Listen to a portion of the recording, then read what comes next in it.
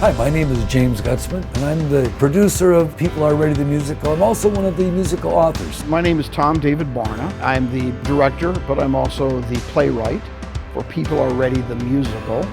When we first started, Tom asked me a question. He said, "What's really important to you, Jim, on this?" And I said, "Inclusivity. I really want to make this about everybody." The songs were written for the music and the message. We definitely wanted to say something in our music, and you're getting a chance to hear about things that are positive, you know, that we don't hear enough about. For years now, literally, we've all endured a pandemic, and it has stopped the world, and theater has suffered tremendously. I mean, everybody has. We're trying to say people are ready, which is amazing because that actually is the title of the song that he gave me in his catalog. So as I'm trying to develop the theme, and this song, People Are Ready, I'm like, well, there you go. People are ready, and we are so ready as a city, state, country to move past fear. We have been living in a fear of what's coming and even a fear of what's happened. And I think the whole country is really ready to say, you know what? We want to walk out, we want to enjoy, we want to have fun again, which is part of the lyrics. We want to have fun again. And that's what we're promoting, is to let people come out and enjoy the magic of the theater, because that's where the magic is in the theater. It takes you out of your life, and you're able to get into another life. There's not a thought about taxes, there's not a thought about inflation, there's not a thought about gas. You're just in that moment with those actors and that music, and that's what we want to accomplish, and bring you into a moment that you're going to just really enjoy.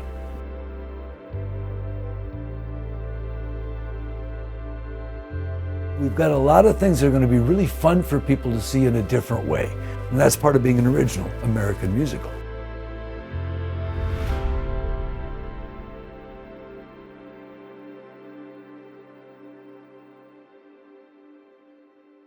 My name is Alexander Chum, aka O Music, and I'm one of the producers on People Are Ready. The music is by the Straw Rockets, which is a three-man group of Alex Twom and Ray Evangelista and Jim Gutzman. I actually had this vision of wanting to write lyrics for an album, which I did. And as I went further into it, I found that I thought I could maybe have a play. I just wanted to make something that would really give some lasting joy to people. I met Alex Twom, so we began writing that album. We were both excited to be in the studio, and then we just started going, just started putting stuff together. It was during the pandemic when we started, Alex and I, in the studio. You couldn't go anywhere else. We wore masks. You know, two guys in a studio this far apart, we wore our masks, you know, to be careful. And that's how it actually began. Ray joined us. I met Ray almost 20 years ago. We played for 18 years. You know, in this group, Highbrow and the Shades, we needed a guitar player, and he joined the group. And I will tell you that once I heard him perform and saw this gifted individual, humbled. This man played things, and I told him, I said, "Ray, you're making me a better drummer." And we worked together great like that, and the camaraderie and the excitement of the people that heard us play and listened to his guitar playing. I mean, he just had a way of connecting with another source that just really elevated him from many other musicians. I met Ray through Jim, so we started recording in the studio, and then Jim said, "Oh, you know, I play with a guy, his name is Ray Evangelista. He's a very good guitarist, and I would love to talk to him about, you know, working on this project with us." Ray went, "I like what you guys are doing here." Well, I said, "If you do your part of it," he goes, "I'm in." Jim said, "Hey, this is what we want to do," and he said, "I'm in," just like that. So that's really how quick it went. And so we became the Straw Rockets. I can say some of the songs that we wrote for the musical is just amazing. Every song has a story and it has a meaning. We were in the studio 4 days a week, roughly 6 to 7 hours a day for 2.5 years. Me, Jim, and Ray, we always wanted it to be perfect. Everything that we did, we actually sat back, listened to over and over and over and over, just to make sure that it's perfect and it fits. And I think that's what made our process and our storyline and our team and the message to come across very strong. But when it was done, we all felt, we knew. We listened to the master, and we all knew. We said, "We have it done. We did it. This is what we wanted to do." The producer of this show, Jim Gutzman, was looking for a writer to write the book for a musical in which the music was already done. To take these songs that already have lyrics and weave them into a book, a story. I put out a thing all over the country. I talked to people in New York, Chicago, you know, and they were telling me I'm on this TV series for 2 months, Jim. I could look at it then. And so Tom was one of the people that responded. It was interesting, so I sent him a response and I said, okay, well, tell me some more. Well, I took one look at Tom and I said, you're the right height. Because I was looking for somebody about 5'5". And Tom was there. He didn't have any hair. I said, I prefer no hair. So he took off his hat. I said, you're in. You know, what the heck? What else do I need? Can you read? I thought that the music was outstanding. Because he had such a large catalog of music, it gave me a lot of pieces to play with. He said, I love the music. I want to write this show around your music. I heard that. I thought, okay, that's right. And he was the one who said, it hasn't been done since Jesus Christ Superstar, but it shows it can be done. I went, okay. We knew that we wanted to go international. Every song has to mean something in any country, whatever. So we had songs that can be played maybe in the Philippines. We have songs that can play in Minnesota. We have songs for Ghanaians. We have songs. So we went all around. So our music is very diverse. We ended up with about 25 songs and 17 were chosen. And once we actually physically met and, you know, I got a little deeper into Tom, you realize his sensitivity, his creativity, and his incredible discipline.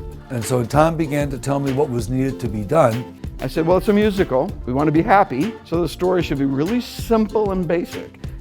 Boy meets girl, boy gets girl, boy loses girl, boy gets girl back. Really simple. Truly, when we were writing it, I'll be very frank, I was hoping I'd live long enough to see it get on stage, because once we had the soundtrack done and the book was written by Tom, you know, it's usually a year before anybody picks anything up because they're already booked. And then when I'm on vacation, I hear, you know, I won the Fringe lottery and we're in the Fringe. Suddenly, we're producing a show.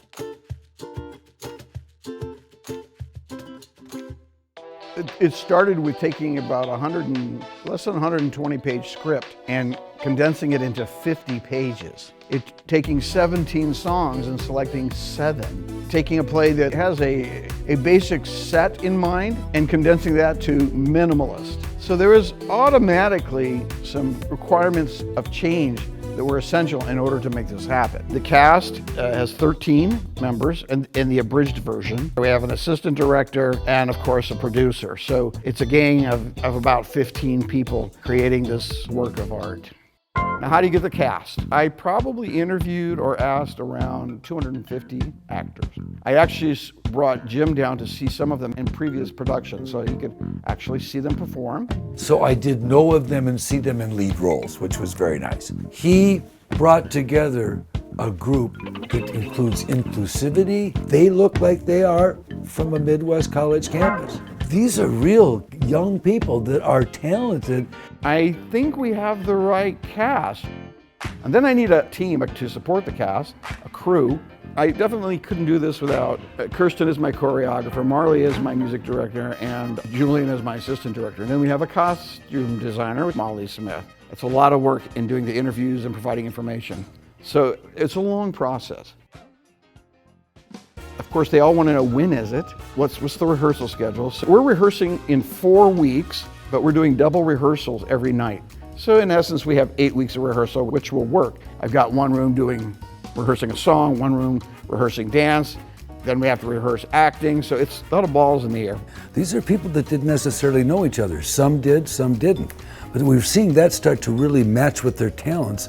When people show up, they know we start immediately. Seeing the original talent that we knew was being cast and now seeing it being utilized in not only the acting, but in the music and in the dancing. They're not just singing, they're not just acting, they are singing, dancing, and acting, and they have to be apprised of each other's space all during the program. So they gotta be here, there's a lot of movement. It's kind of craziness. It looks like chaos. But as they continued doing it over and over, it got better and better and better.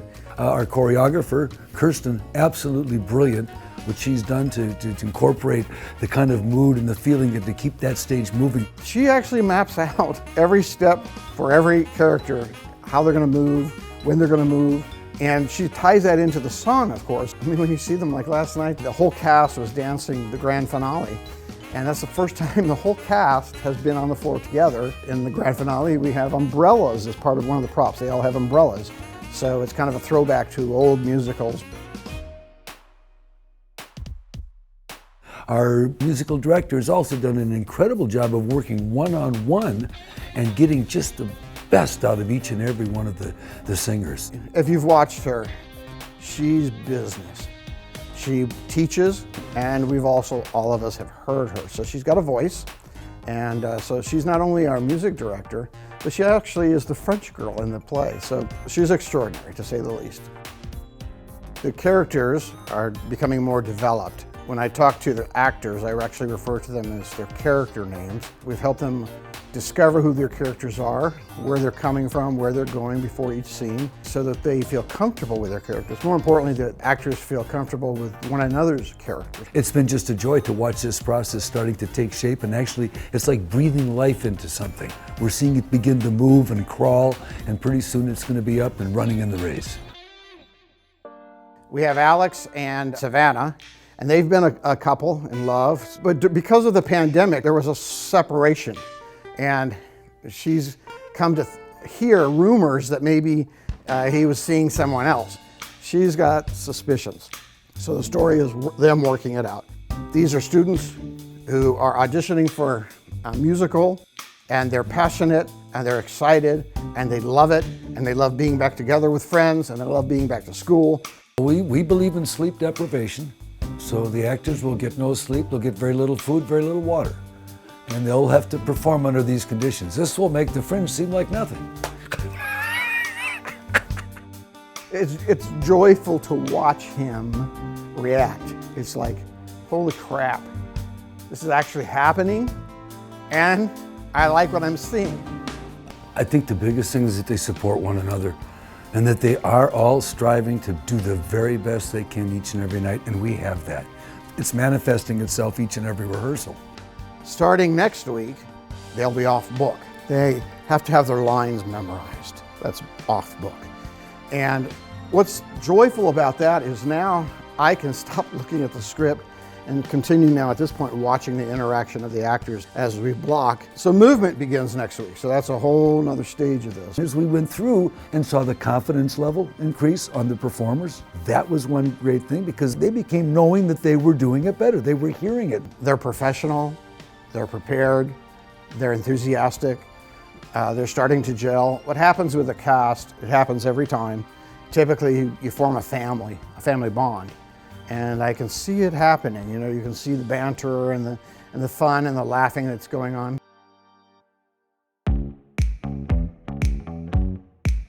Greater Mankato is an extraordinary region of art fanatics and supporters and fans, and most of the performers are in fact from Greater Mankato. And so we thought, wouldn't it be great to be able to put this on and let the people in Mankato see homespun? You know, hometown stuff right here, the original American musical.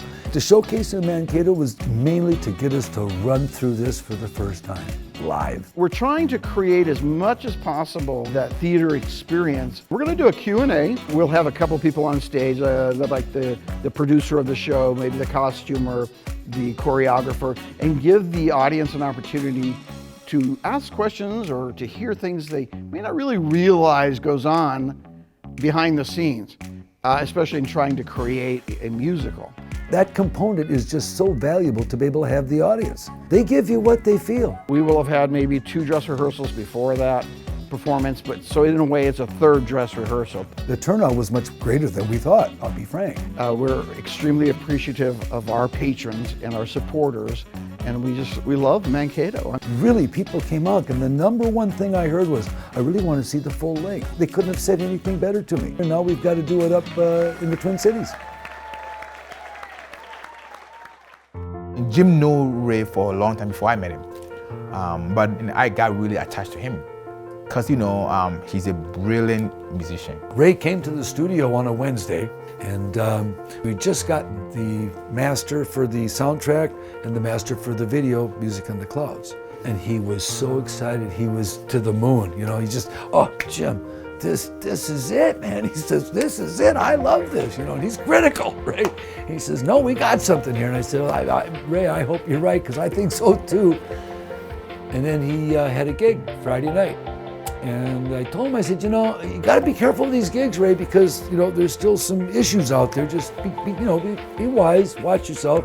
And He ended up playing that Friday. That Sunday he got sick, so I'm helping him out to the car, and I'll share this. I mean, he looked at me and he said, "Jim, I think I'm dying." I said, "Ray, we're 5 minutes from the hospital. You are not dying."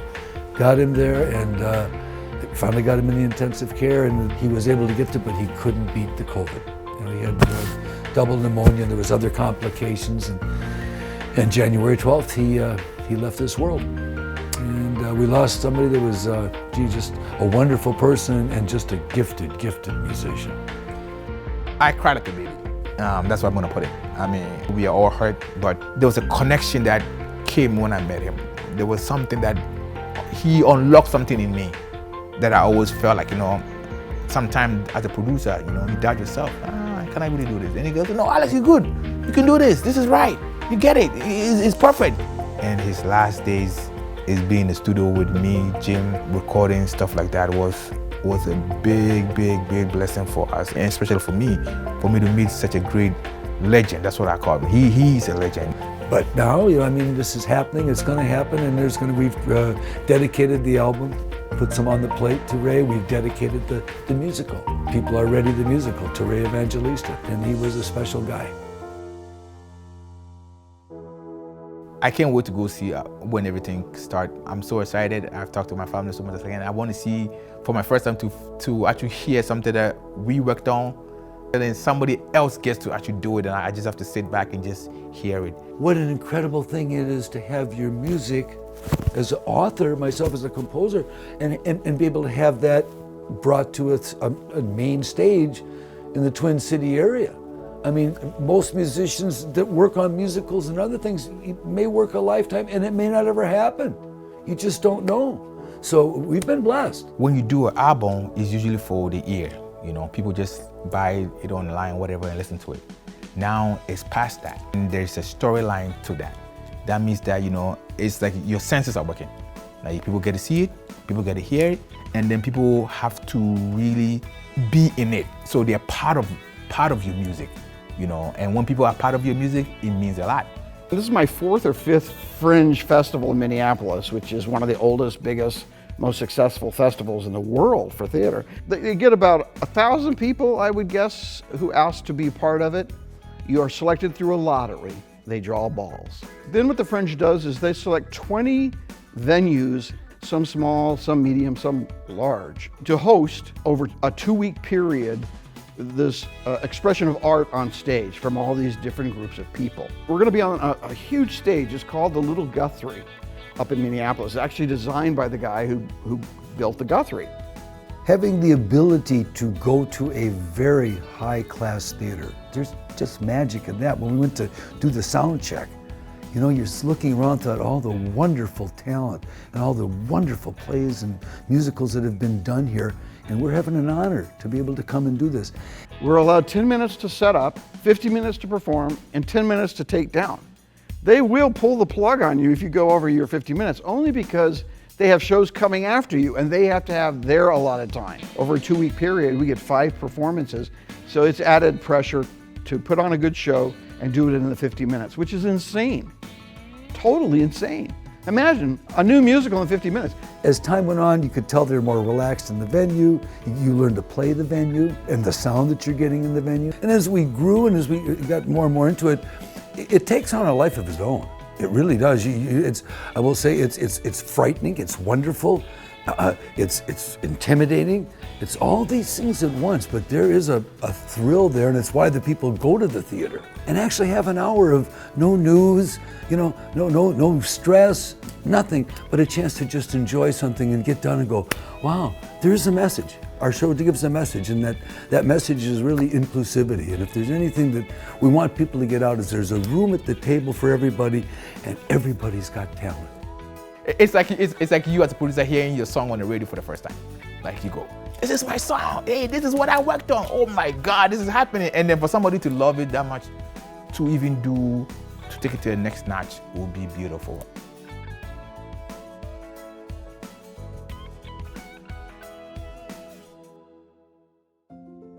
I've learned a lot, and there's been ups and downs in this business, and I've learned in the theater business, you're you're suicidal one day, you're on top of the world the next, and you think, God, I can't get this done. We can't do this. Yes, we can. Yes, we can. And I think there was humility on all of our parts, going, boy, this is really exciting. And then it was just to let it go. There was nothing more. And I think seeing the growth through rehearsal, where you saw things in rehearsal that were very difficult. They didn't happen. They rehearsed. It still didn't happen. They rehearsed, and you began to wonder, can they do it? During all of the performances, except for the final, I was never in the audience. I stayed backstage and listened. I listened to the dialogue being said. So I went out front. I'm sitting in that chair and I have no more control. Neither does Tom. They're on their own. And what happens, happens. People rise to the occasion. I never watched it. I didn't need to watch it. I needed to listen, and I learned so much. The exhilaration there is unbelievable. And to see the response. When you see the audience enjoying it, or you see some of the tender moments, and you notice just by their expressions, they're being involved, they're being touched. Very few things that can do that in this world. Again, the whole idea of a new play is only through continued performance can you make it better. It was invaluable. The time spent at the Fringe, absolutely invaluable. We got some really great comments. We got some criticisms. And we learned from our criticisms, and the comments, the great ones, make you want to go on and continue and get it done. I've still continued to modify the script. In fact, I've changed the whole ending just because to make it tighter, more effective. Tom's a wonderful man in this respect because he is humble, and he told me the Fringe would do this for us. He said, we'll be able to really see what it needs. So now I am so much more confident giving this to somebody, knowing that it can have a great success on stage. You know, you want to see that grow and become larger and bigger, and that's what our desire is now. My prayer is that people are ready goes around the world, and I can't wait. Well, we'd like to have just a great deal of enthusiasm and a desire to have people produce this show, to put it in their theaters, to put it in their colleges, their high schools, any drama clubs, any theater network here, whether it be Minnesota or nationwide. We have all the things that they'll need to do that. We also have, right now, are doing a nationwide search for a theatrical agent. And that person will take on the responsibility of getting this to people. Because again, the purpose was to try to expose Jim's play to interested parties in the theater world. Melody Bay will be the publisher, so we can go directly. I'll be able to work with people that are interested in this production and give them some insight into what has to be done if they have not done some of those things before, or if they've done them forever. We can give our formulas, what work for us, using the published material. Jim has gone out of his way, and this is again a demonstration of his commitment to this particular musical, to provide to all theater companies sheet music. We have a professional who actually has Broadway experience create for us from the music. We provide it to him, all the sheet music. We provide recorded music. We provide it recorded with vocals and without vocals. We'll provide the script and other resources to help a potential theater company in deciding whether or not they want to do this, and in fact, can they do it. They get a USB drive with the script, the score, and there's the soundtrack, as Tom had mentioned earlier, with vocal, without vocal. So everything that's really needed, you know, other than the talent, is there to be able to produce this. I mean, all you got to do is say yes. We want this to get out. We want people to hear this message. We want to have people leave the theater and go, yeah, it was upbeat and I'm upbeat. You know, wouldn't that be a wonderful thing to have happen? Or when they got out to go, no, go ahead. You go ahead and back out first. My aspirations are that Jim will be happy.